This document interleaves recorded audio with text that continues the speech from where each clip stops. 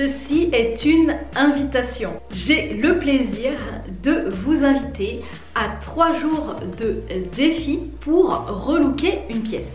Bien souvent, on attend le bon moment pour relooker une pièce et on voit les semaines passer, les mois passer, peut-être même l'année passée et finalement, on ne change pas grand chose dans notre intérieur. Ce que je vous propose durant ces 3 jours, c'est d'utiliser les astuces homestaging pour améliorer la pièce de votre choix. Hello les passionnés de déco, ici la botte secrète. Je m'appelle Nathalie Évrard et j'ai fondé l'agence de décoration intérieure et d'architecture intérieure Botte Secrète en 2012.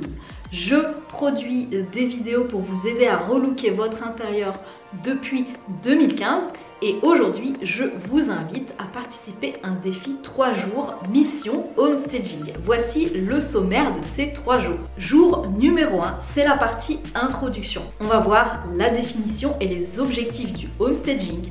Je vais vous partager les 7 étapes pour utiliser les astuces homestaging, les 7 étapes indispensables en homestaging. On va voir comment faire l'état des lieux de la pièce que vous avez envie de relooker et on va voir l'importance aussi de trier ses affaires avant toute chose, avant de commencer son homestaging. Le jour numéro 2, là c'est la partie imaginer son projet, s'inspirer pour son projet. On va voir dans ce jour 2 l'importance de l'agencement d'espace et aussi d'avoir une bonne circulation dans l'espace. On va voir aussi l'importance de bien choisir ses luminaires en homestaging pour relooker une pièce. Et aussi je vous partagerai mes conseils pour gérer ces petits travaux. Le jour 3, c'est de la pure déco. C'est comment créer une atmosphère chaleureuse, cosy, accueillante, vivante aussi, parce qu'on ne veut pas juste un endroit de page de magazine, on veut donner une âme à cette pièce.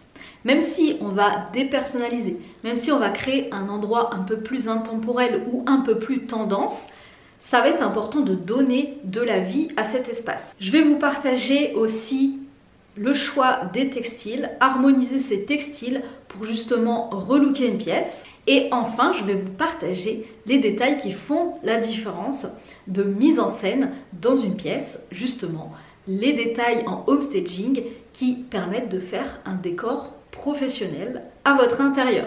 Sur ces 3 jours, on verra également des projets avant, après, qu'on va analyser, que l'on va détailler pour vous montrer justement qu'avec pas grand chose, on peut très bien améliorer une pièce. Et enfin, je vais vous partager ma méthode pour réussir son homestaging, son relooking à tous les coups. Ce défi est pour qui? Ce sont pour les personnes qui veulent vendre un bien, qui veulent améliorer par exemple un espace, ou aussi c'est un défi pour les gens qui souhaitent relooker directement chez eux. C'est vrai que je suis très souvent critiquée parce que j'associe le homestaging à la décoration. Mais pour moi, la décoration et le homestaging vont ensemble. Il n'y a rien de plus gratifiant que d'améliorer son espace quotidien pour qu'il nous soutienne au quotidien et aussi mettre en valeur les espaces de vie où on vit, même si on est locataire et encore plus quand on est propriétaire, parce que mettre de l'argent dans sa maison, forcément vous allez retrouver cet argent à la vente de la maison. Et pourquoi le homestaging est très critiqué en France? Parce qu'on a un rapport différent à la maison. La maison, en France en tout cas, c'est l'intimité, c'est toucher à ses goûts. La maison, c'est quelque chose de très personnel. Et en plus, on est très attaché à nos intérieurs, aux souvenirs qu'on a eu dans notre maison. La maison, souvent, en France, on déménage beaucoup moins que par exemple aux États-Unis ou au Canada. On est très attaché à notre maison, on est attaché à nos meubles, on est attaché aux souvenirs, on est attaché à nos objets, ce qui fait que le homestaging est difficile encore en France parce que les gens, quand on dit on va dépersonnaliser votre maison, ils pensent qu'on enlève une partie de leurs souvenirs, alors que c'est pas du tout ça. Il y a vraiment un travail justement de détachement des objets. Les souvenirs, vous les aurez toujours en tête. Donc c'est pas parce que vous allez garder les jeux de vos enfants que vous allez vous éloigner par exemple de vos enfants. Il y a vraiment beaucoup d'émotionnel dans la maison, dans le fait de trier ses affaires. C'est pour ça que c'est important de parler de ce sujet et de démocratiser ce sujet.